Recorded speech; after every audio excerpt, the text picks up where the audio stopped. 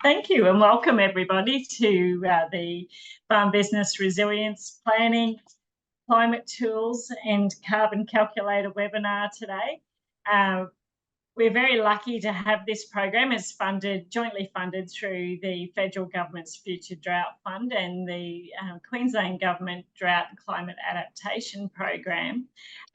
I'm presenting as the facilitator today, and we have David Carey, who's a senior horticulturist from Department of Agriculture and Fisheries in Queensland, and we have Stephanie Dickson who's the Customer Engagement Lead, Climate Services for Agriculture, Bureau of Meteorology, presenting today.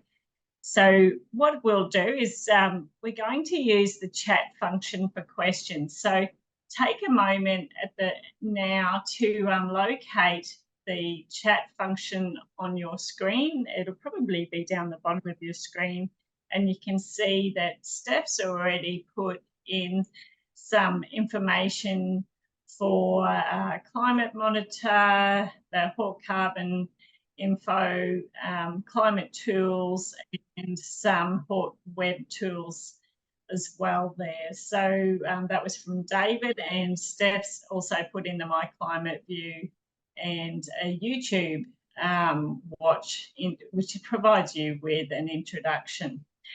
I will I'll actually share with you who is presenting further. What I'll do is I'll stop sharing my screen for a moment so you can see Steph and David, and each can give a wave. So Steph and Dave. Thanks for having me. Okay, so you're going to hear from both Stephanie and David today. So Stephanie is the Customer Engagement Lead for Climate Services for Agriculture, and she will provide you with an overview of the My Climate View.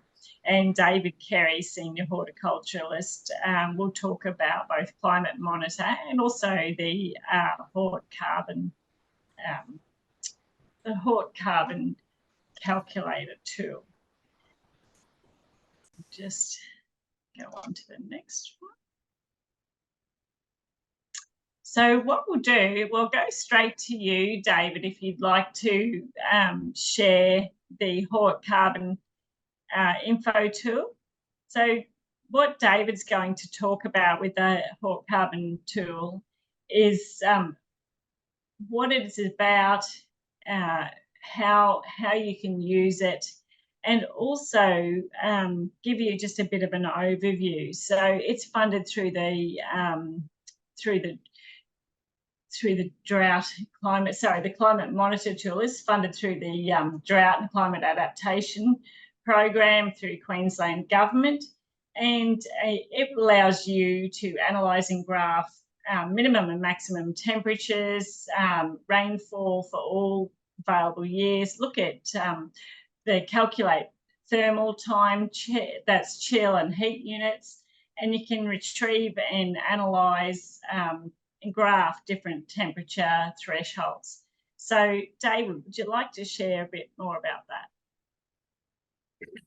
Yes, thank you, Karen, and thank you for the opportunity. This work is funded by the Drought and Climate Adaptation Program and funded by the Queensland Government, and I'm lucky enough to present on behalf of my team. There's a range of work that we've done in the past. We did Climate Monitor in 12 months last year, and Climate Monitor, and my work team's down on there. I'm speaking on behalf of Dr. Neil White, Peter Deuter, PLD Horticulture Consultant in Queensland now, previously a Senior Horticulturist with the Department of Primary Industries, and Yu Chen, a young scientist who's just joined us a couple of years ago and was lucky enough to do some of the programming on HortCarbon Info. So Climate Monitor is an online tool aimed at trying to get better information to growers in a manner that is, well, growers and farm business managers, in a manner that's easily digestible, easy to interpret, and can help you make a better business decision. It turns data into, basically, it turns data into graphics, fills in your knowledge gaps about your location, and it looks at all the historical data available to you in your location where you farm, or in an area where you're thinking of farming. It was designed for horticulture. Well, it was set up with horticulture in mind, but we designed it so that it's equally valuable to broadacre cropping and grazing operations, because all of agriculture, as you all know, is impacted by temperature, rainfall, evaporation.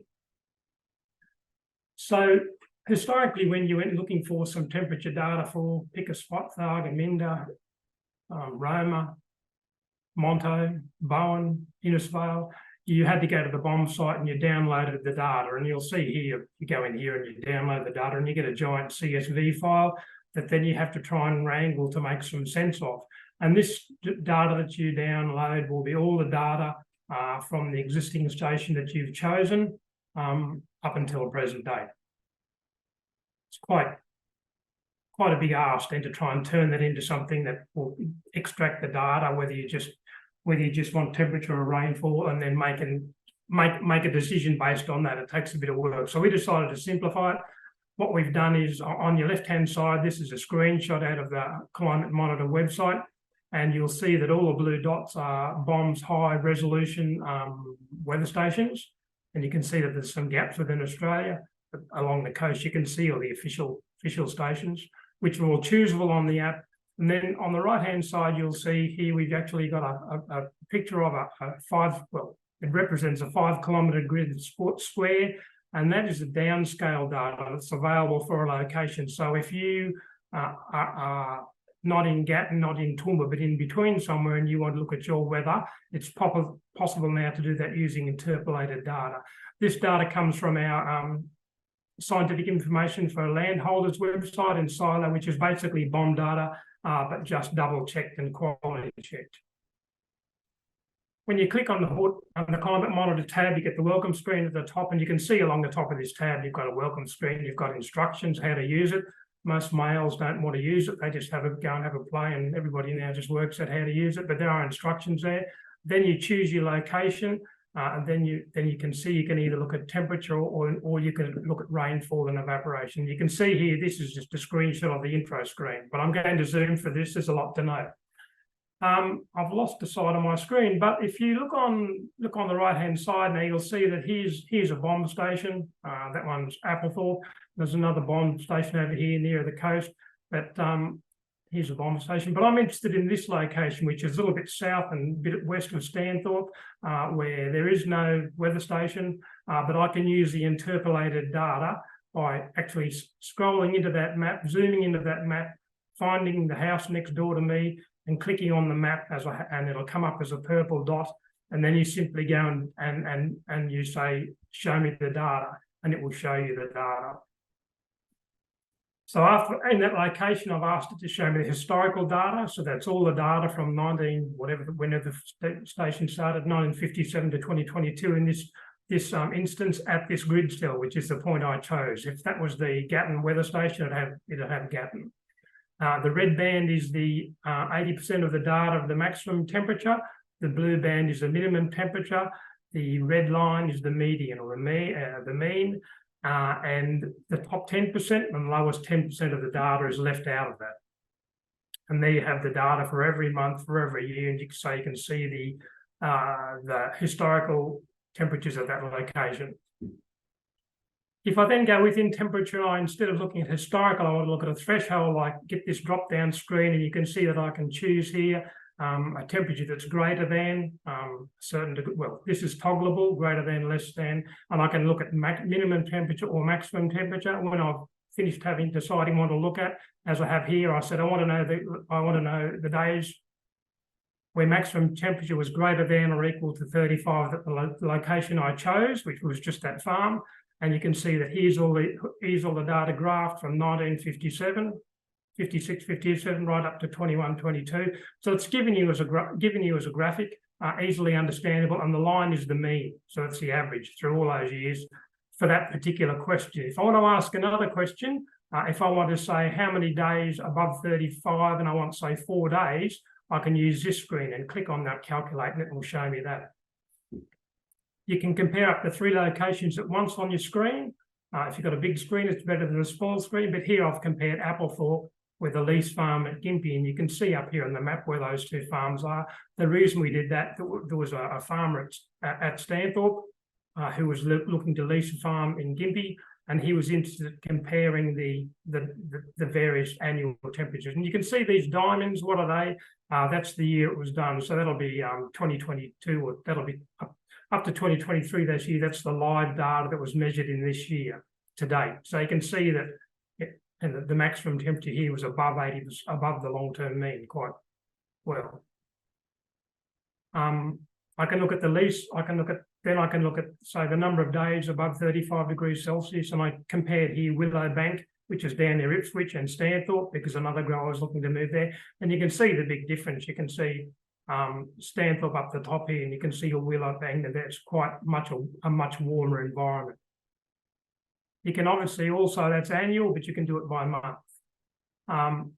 If you're a cotton producer and you're interested in days above 35 and you're in Dalby and you want to lease a farm in Emerald, say, you can investigate the Emerald climate quite easily by just putting in that data and clicking the graph, and it'll show you how much the difference is. Well, it'll show you the difference in the growing environment at Emerald. Of course, Emerald's hot, but if I'd have chosen Dorrigo, it would have probably showed me that wasn't a very good place to go, because there weren't very many days above 35 degrees, above 30 where cotton likes to grow.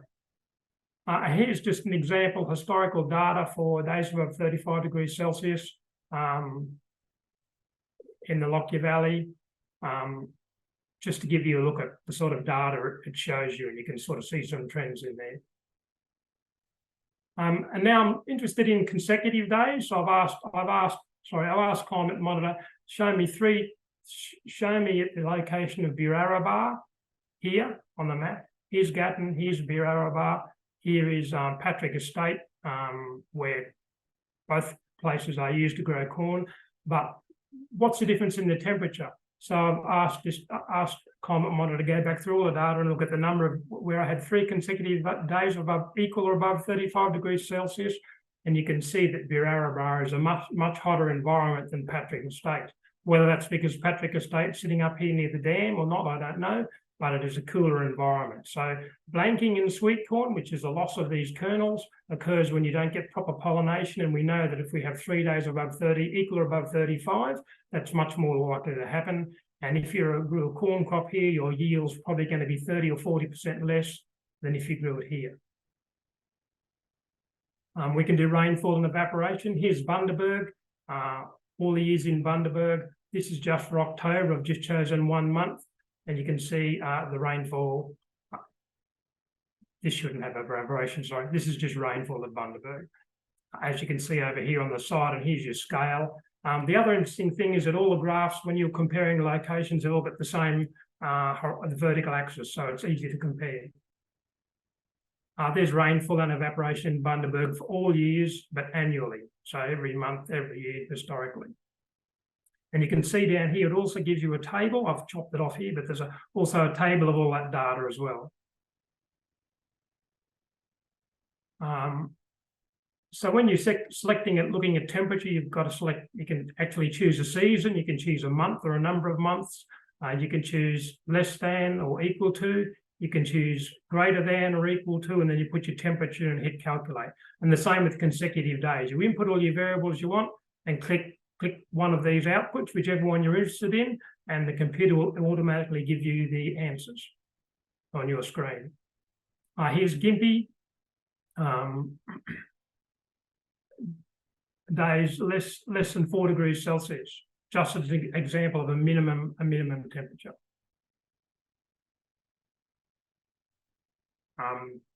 As I say, you select, and when you're looking at a threshold, heat hours, or a growing days, once again, you select what the month or the year or the season you're interested in. You click whether you want chill hours, and you can choose an annual or a monthly output, and hit calculate to give you the results. And if you're interested in growing degree days, so if you're a cotton grower and you're interested in days above 15 degrees Celsius, or maybe it's sorghum and you want those above 18 degrees, so you start to get good emergence, you can calculate that for any location. You can compare farms you might want to lease. The next bit of work we're doing, but using this tool, is we're looking at critical temperature thresholds in a range of vegetable crops.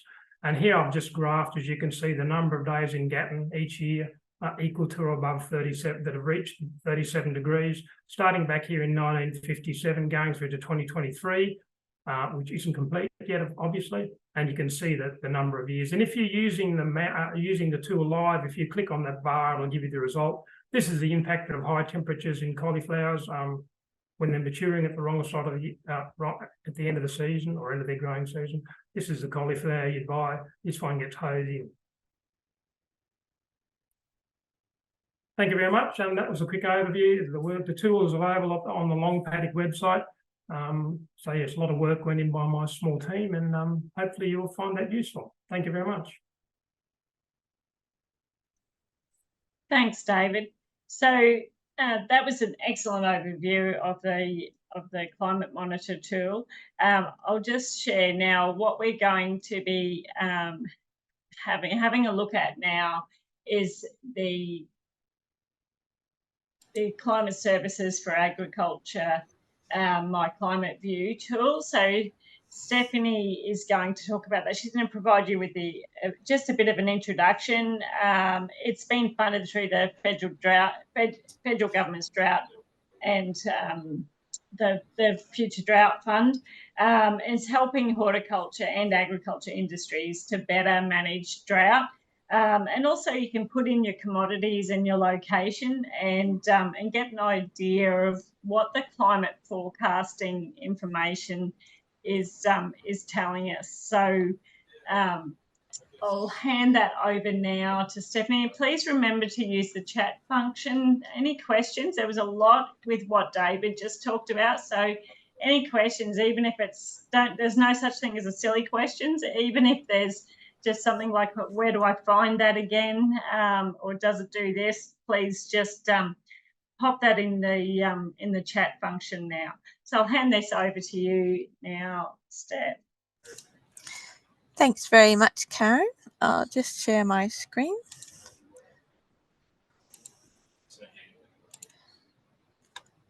Okay, so this is My Climate View, which is the online tool that's been produced by the Climate Services for Agriculture program, which, as Karen just said, was funded by the Department of Agriculture, Fisheries and Forestry under the Future Drought Fund, under the objective for better climate information for business planning purposes in the ag sector.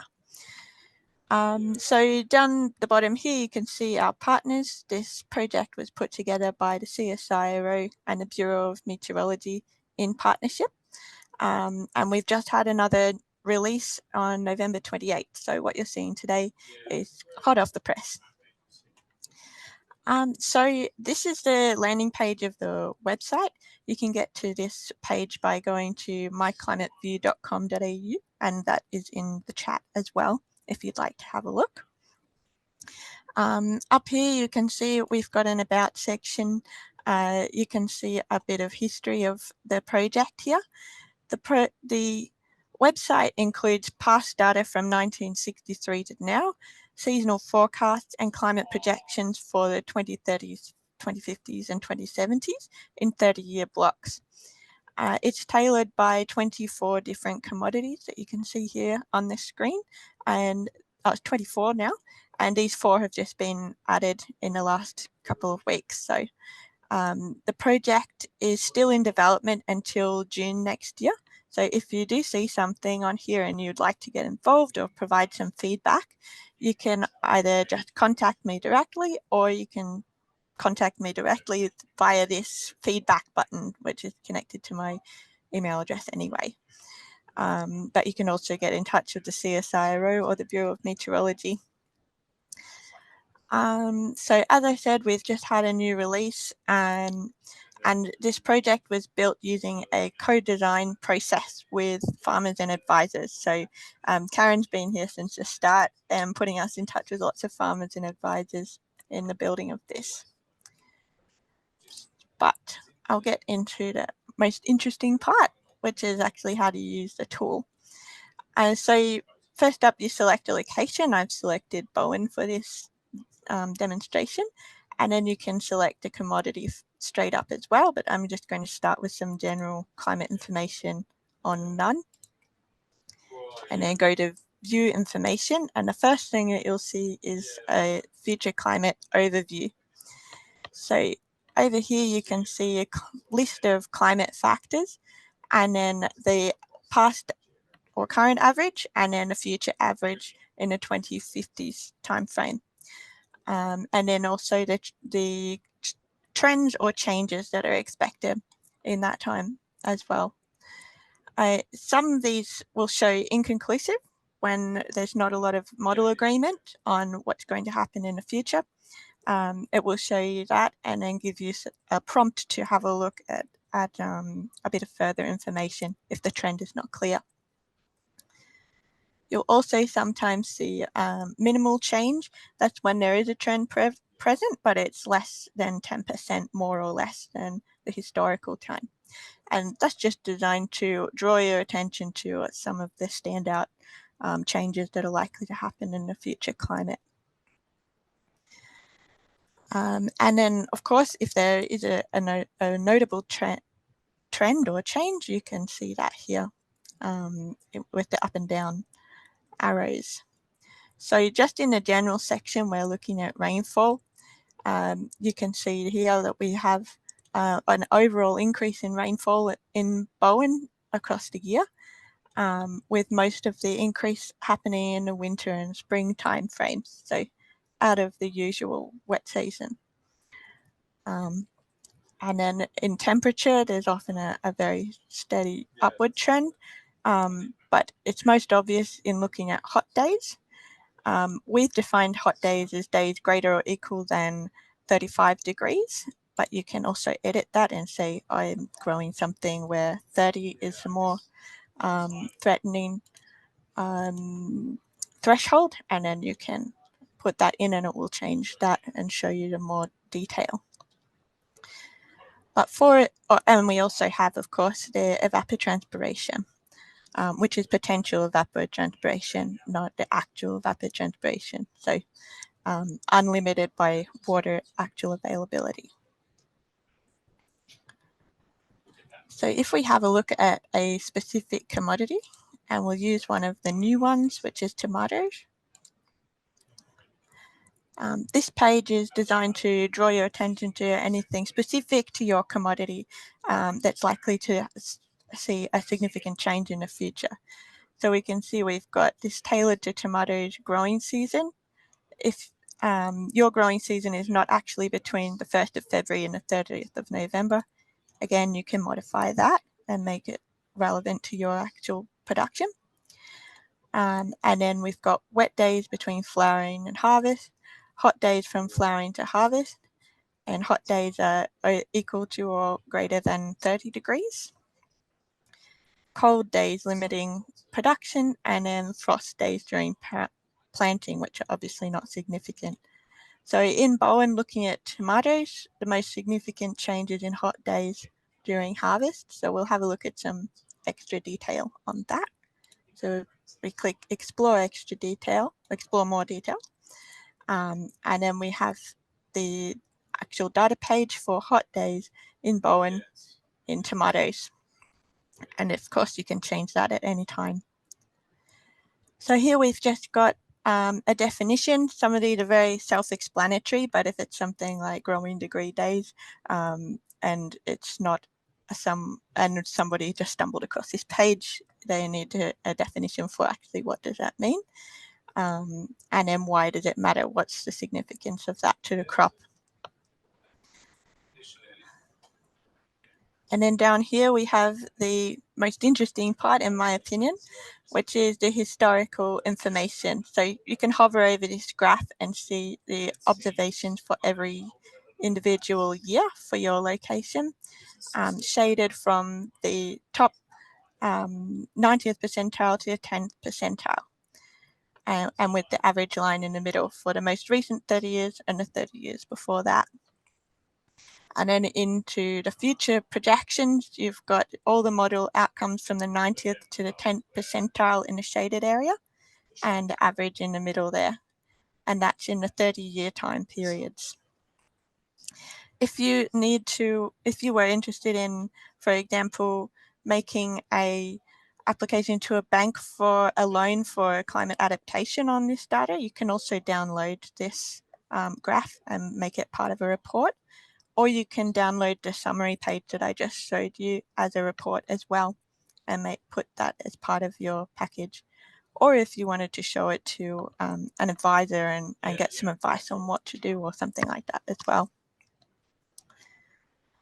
So this information is on a 5-kilometre grid interpolated for your location, just like the silo data set that David was just talking about, but this is actually from the Australian gridded climate data set, which is just a different data set for historical information. And the future climate projections are from Climate Change in Australia. And if you'd like any more information on the data sets, it's all in that frequently asked questions page as well. Right, so that is my climate view, and I'll hand back to Karen to continue on. Thanks, Steph. So, okay, so that's an excellent overview. Remember, I'll just remind everybody again to use that chat function, because that's how we're going to use the questions and answers today. So please remember to pop any questions you have in there. I think I'm recognising we've got a wonderful team here today, and if you're growing tomatoes, you're speaking to the right people, because I know that David's doing some wonderful work in that area as well. So it doesn't matter really what your commodity is, or whether you're horticulture or another industry. Both of those tools are absolutely fantastic, and so is the next one. What we find through doing the Farm Business Resilience Program, we speak to hundreds of people, and what we are seeing is a pattern of what people are asking for. And so I guess carbon is one of those things that we've got a lot of questions about. We don't actually have all the answers to, or we don't really always know where to look. So what we're going to share now is the HortCarbon Info tool. And again, David Carey is going to present that, and it is funded by Department of Environment and Science and delivered through, again, Queensland's Drought and Climate Adaptation Program. So what I'm going to do is I'm going to stop sharing my screen and hand over to David.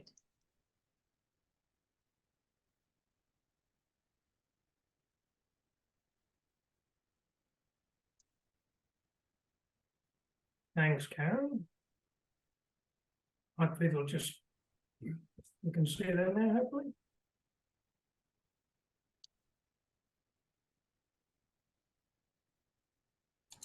Yep, we can see that. Yep, okay, good. So yes, so HortCarbon Info was designed with horticulture in mind, hence the name. Once again, produced by my small team, Peter Deuter, Neil White, and Dr. Neil White and Yuru Chen. We did this in 12-month time period. It was a lot of work. It's based on an existing, it's an updated, a greatly updated and modernised version of an existing spreadsheet that Peter Deuter had developed while he was working with DAF many years ago. And the idea was to create a greenhouse gas calculator available to Queensland horticultural industries that would enable them to measure their greenhouse footprint on farm. And a bit like Climate Monitor, which is also we developed for use right across Australia. HortCarbon Info is also available for use at any enterprise all across Australia. Although it is basically aimed at calculating emissions specifically to horticulture, but as you see, there are some overlap to other industries. It allows you to also measure your emissions accurately and quite easily, with the aim of being, if you're not aware, you can't manage. And of course, horticulture growers are interested in reducing costs and all greenhouse gas emission. All the inputs that cause greenhouse gas emissions cost money. So the first thing you need to realise is that this is based within your own farm boundary, because the farmer can't control anything outside his boundary, but does have control over electricity, nitrogen, fertiliser and all the inputs used on farm.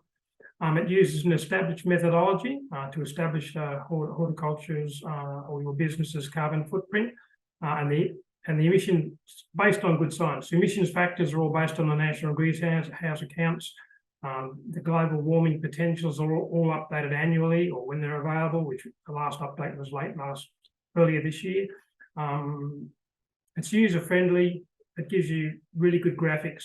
It's easy to understand, and the input data you basically get from your farm financial records, and doing it financially is probably the easiest way to do it. It has the ability to print data for yourself or save data as a PDF, but the data is all confidential. When you disconnect from the server, which is a secure government server in our building in Gatton, once you disconnect from that, all the data is lost. We never have any of your data.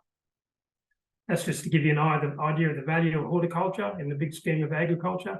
You can see that we're actually number 2 behind livestock, and a lot of people who aren't really aware of the value of the horticulture industry to the Australian economy. You can see that our returns per hectare are a lot higher than compared to the grazing industry, and that we are a relatively smaller emitter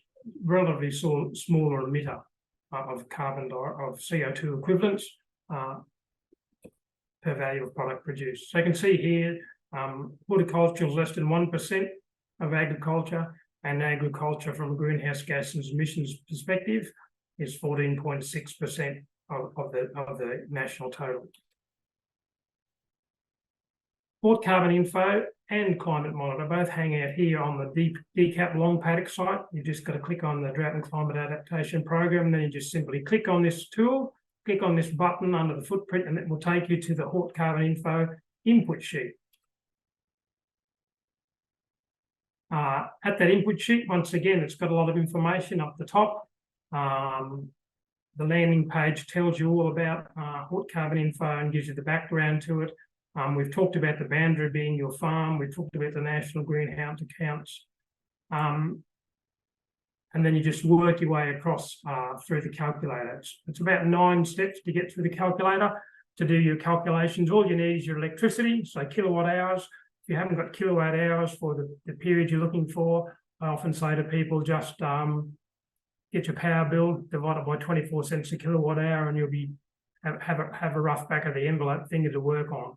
But most people go and pull their energy bills out of the filing cabinet if they haven't already got it in their computer and do it. So fuel, any fuel used on farm, fertiliser, nitrogen only, lime or dolomite. This tool is right up to date, includes all waste, includes all crop types. And also we decided most calculators report in terms of CO2 equivalents per hectare of production. We do that, but we also look at per $1 million of turnover and jobs per a number of employees per tonne of CO2. It allows you to include solar offsets. In fact, we've had one grower who decided that they were going to increase their solar array after doing a HortCarbon Info analysis. Moving into the actual calculate sheet, you can see that we've simply stepped through step 1, step 2, step 3, step 4 as we go down. Here we've got the boundary, so we've called our farm John's Test Farm. Could have been Stephanie's Bomb Test Farm. And if you're not sure what something means, you'll see there's a little question mark here. You simply click that question mark and you get an explanation of what you're required to put in there. You'll see that in electricity, you have to, well, you can't see because it's hidden behind there, but you actually have to input the state you're in. The reason you have to do that is because the different electricity generators in different states have different greenhouse gas emissions. Hydropower out of Tasmania, for example, kilowatt hour doesn't produce as much greenhouse gas as one out of, say, Victoria, New South Wales or Queensland, because they're not burning as much coal.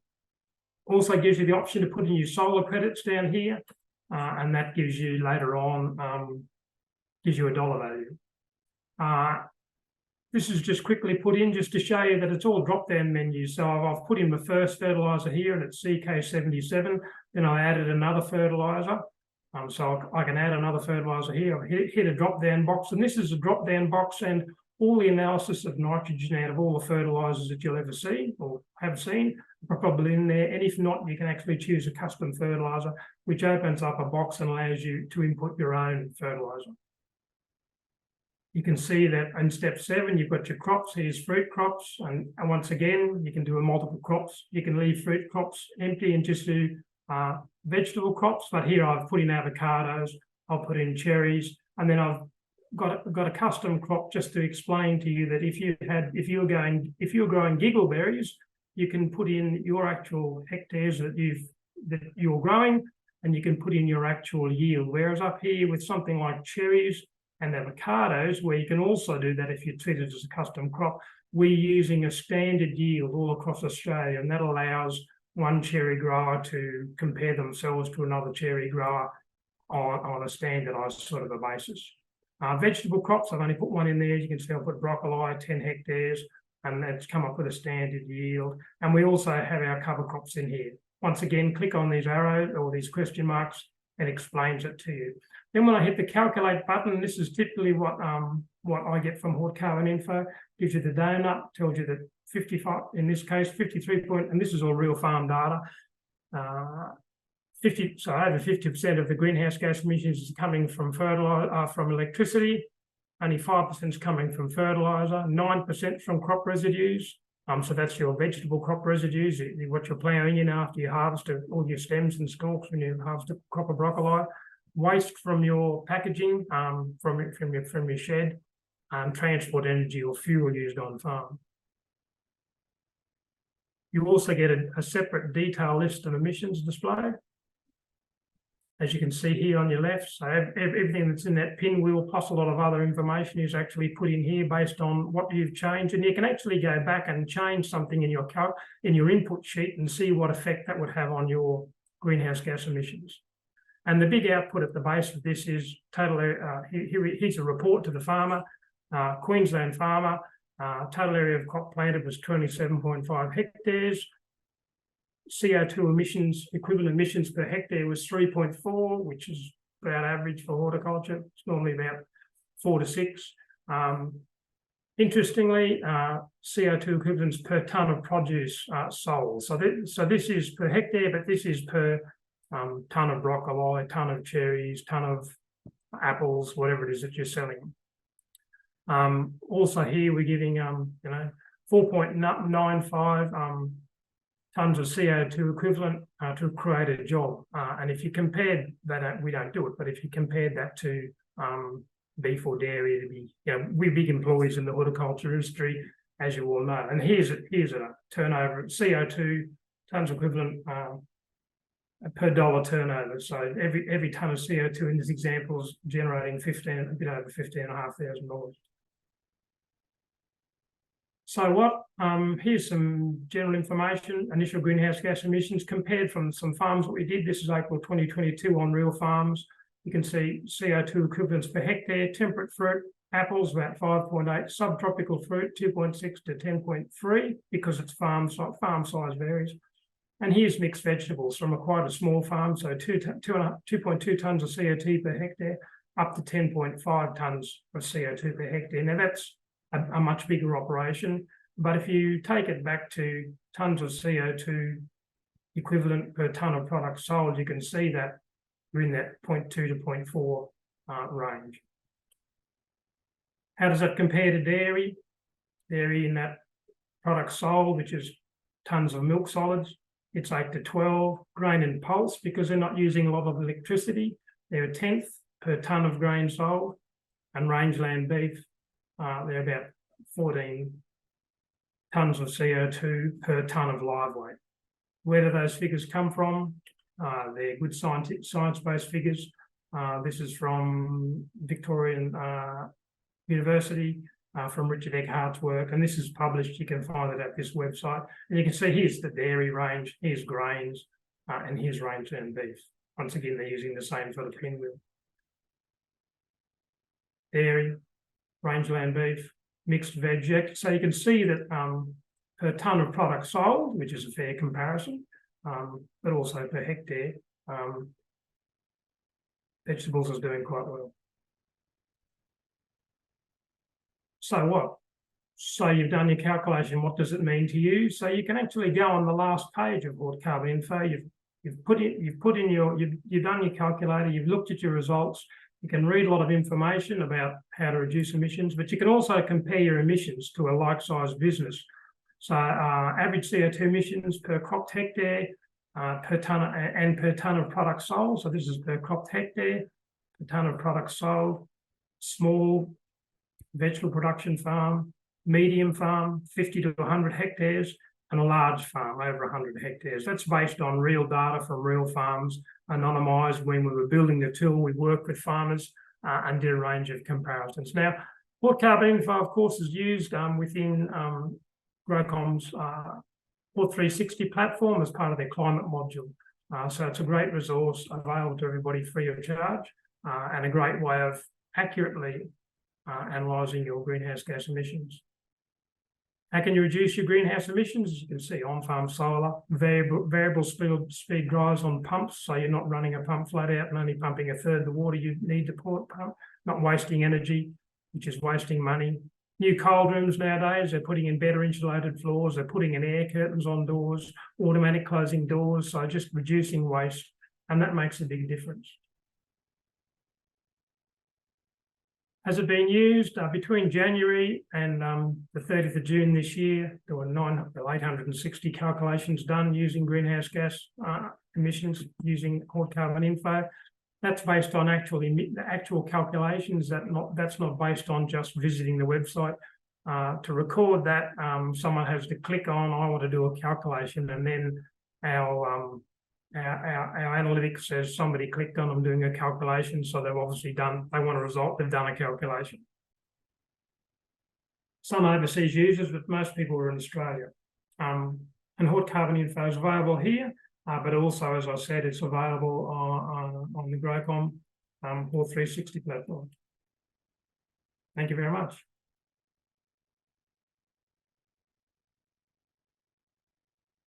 Thanks, David. So, again, some wonderful points there, and I just stress to everybody to go to the chat to ask any questions. There was a question there earlier that I believe was for you, Steph, and it was about how do commodities get added to the list. So for My Climate View, how do we get our commodities added? Yeah, so some of the directives has come from the Department of Agriculture and Forestry, and some of them have come from people such as yourselves asking us to put them on and suggesting some insight on why it would need to be there and what are the likely threats and things like that. So if you really are keen to have your commodity on there, please do get in touch and let us know what you'd like to see there, and have a look at the other commodities, see if there's any climate factors on there that are quite similar and crossover. And it would be, and yeah, we're really happy to hear from you. We're still adding commodities for the next 6 months at least, so definitely get in touch. That would be great. Now's a good time to do that, Steph. Yes, now is a very good time to do that. Rightio. Okay, so that's just to go, we can just simply click on the feedback button there on the My Climate View, and that will go directly to you. So that's right. Yep, that feedback button is attached to my email address and also a couple of CSIRO colleagues. So just click on there and put it in. But do remember to put a return email address if you would like to get a response. And we would love to get back in touch with you and as we progress as well. So yeah, it's a great opportunity if you'd like to see your commodity up there, if you've got some unique climate factors that really trigger your decisions, definitely let the team know, because they're really keen to add that. So you'll see there's quite a few that are there already, but definitely give feedback. David mentioned that we use the HortCarbon Info tool in Hort360. So Hort360 it is holistic, looks at all different aspects of your business. We've got some in-depth modules in there. Generally, they're great for you to ask questions to yourself about, you know, how you're traveling and if there's anything that you might have missed, if there's some gaps, ways that you can perhaps reduce some costs or maximize some profits. There is a climate module in there. There's also, what we've done is to help people with farm business resilience planning, is we've condensed those wider modules and added some specific questions in accordance with what the Future Drought Fund and the Drought and Climate Adaptation Program would like you to ask yourself. And we've made that a farm business resilience module, we call it. But essentially, it's a summary of questions to help you to consider all aspects of your business, identify any gaps, and then start planning. So getting you to think about, okay, how do you make yourself accountable to make those differences, those changes that you've been talking about making? As well as having the module in there, once you've completed the module, you'll actually get a risk report. You can print that out, and that's a really good resource to get your mind thinking about, well, okay, if we're going to start putting a plan together, what do we put in it? What do we put in each of those management areas? To make life easier for everyone in horticulture, we've actually incorporated a template into hort360.com.au for you to complete a farm business resilience plan. This is the plan that you attach to any funding support that you might apply for drought through QRider. It's not the application form, but it is actually an essential attachment. So you do need to attach this to get any of that funding that's available through QRider. So that could be simply up to $2,500 back off advice pertaining to what you've written in your plan, or it could be up to $50,000 or 25% of the costs. That's a grant for capital infrastructure to help you be more resilient and prepare for drought. Or you could be looking at the loan for up to $250,000 to help you prepare and recover from drought. Look, there's a whole lot of different initiatives. Jump on qrider.com.au, have a look.